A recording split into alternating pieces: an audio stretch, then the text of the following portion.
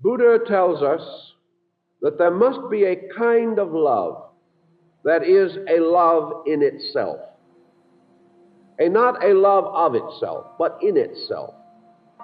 A love that does not require fulfillment in any particular term, but a love that is in itself both its own need and its own fulfillment.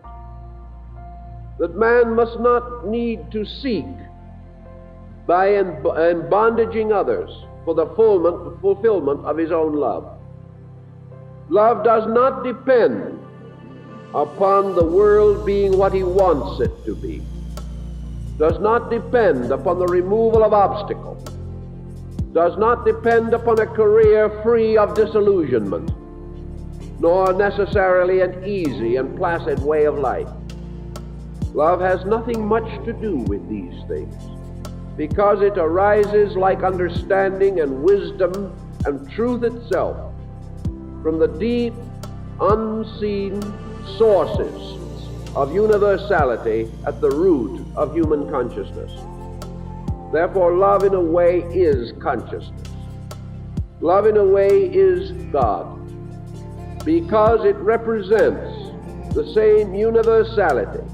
We look around us and we observe an infinite diversity of life, all growing, all developing under love law, all fulfilling, sometimes with apparent cruelty, yet underneath it all, a universal life forever guiding. A man's inability to understand is simply his own ignorance and not the weakness or failure of this life itself. It follows, therefore, that the divine consciousness, which maintains the life in the tiniest little creature and at the same time swings the orbs in their endless march through the sky, that this consciousness has something so total in it that it nourishes all things, and it nourishes them whether they be fair or foul to our understanding. This God love that is in both the enemy and the friend. And while the friend and the enemy may not know how to meet, still the meeting is there, could they discover it. And most of this great meeting is attained by what in the West we have a tendency to call forgiveness. To us, forgiveness is our own statement of being larger than an injury. Forgiveness is our ability to retain certain benevolent attitudes, although we have been outraged in some particular. Forgiveness, however, to Buddha is not really enough, because forgiveness is a gesture.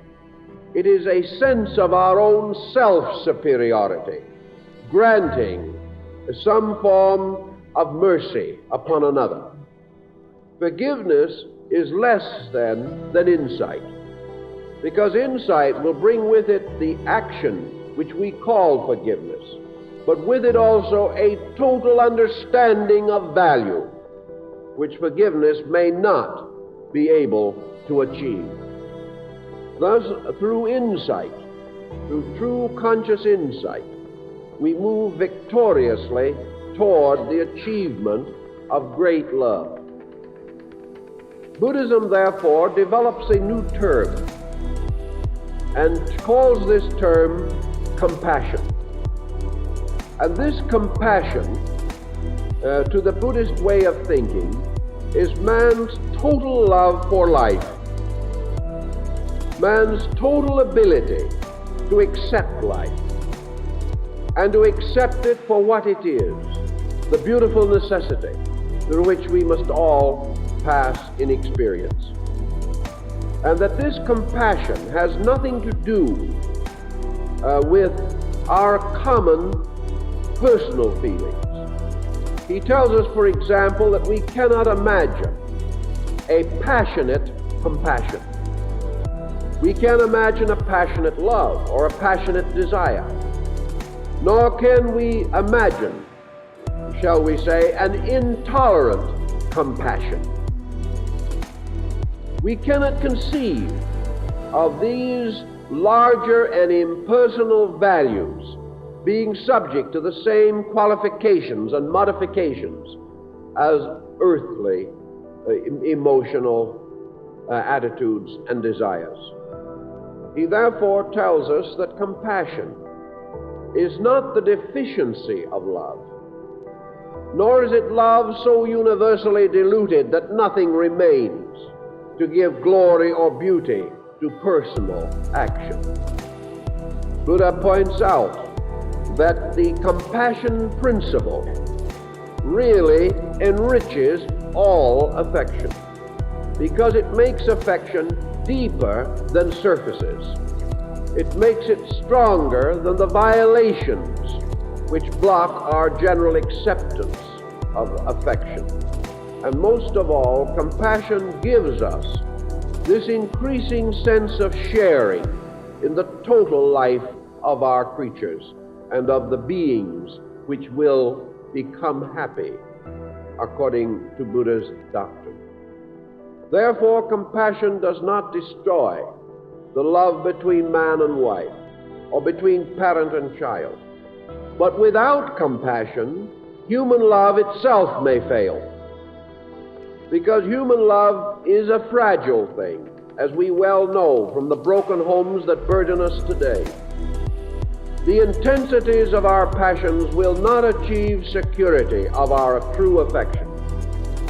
Therefore, we must have something else, which Buddha terms compassion. And this compassion is something that is more the attitude that we assume that God holds toward all creatures. That in some mysterious way we can bring all our failings, our limitations, our mistakes into the presence of the divine, and that this divine power knows better than we are even able to say. That in this divine power there is an infinite kindliness that goes on forever, and that this kindliness is in some way our hope. For without it, our faults might bring upon us a horrible retribution.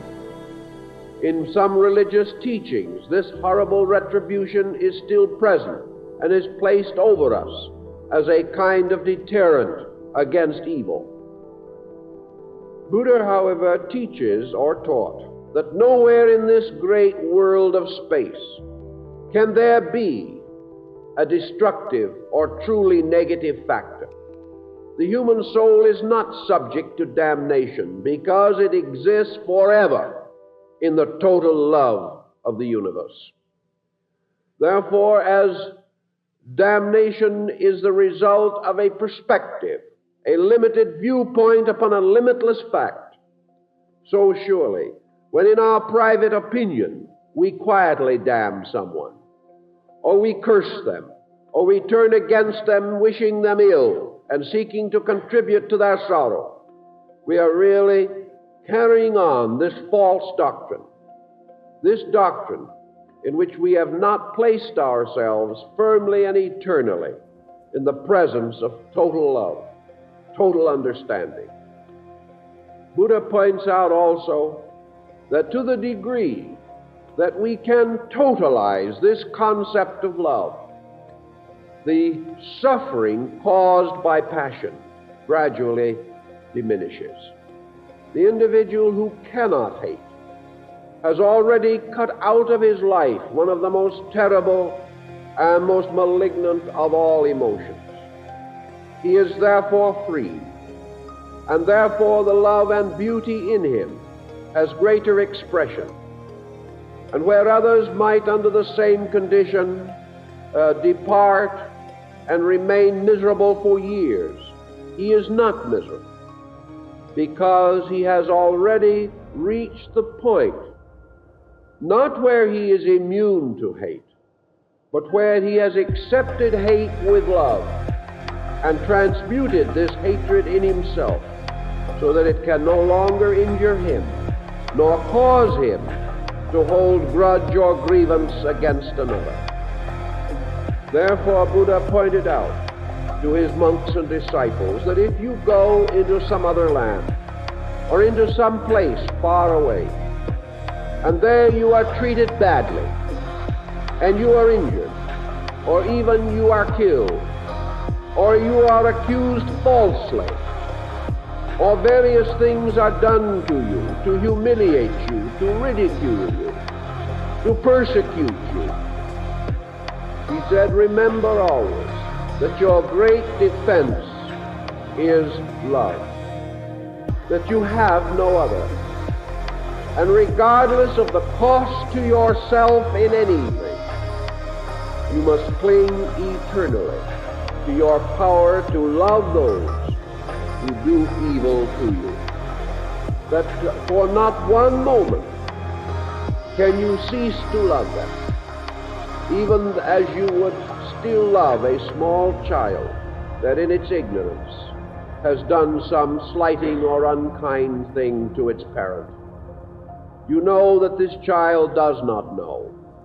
And as you go out into the world, you must know that there are grown persons who are still children, and that all those who hurt because they do not know. Therefore, you do not share because you do know, and because you know you can love when they cannot. Therefore, in returning love for that which is not love, or returning greater enlightenment for that which is not enlightened, you in this way add nothing to the sorrow of the world. You cause no fuse. You cause no individual to turn to another and hate.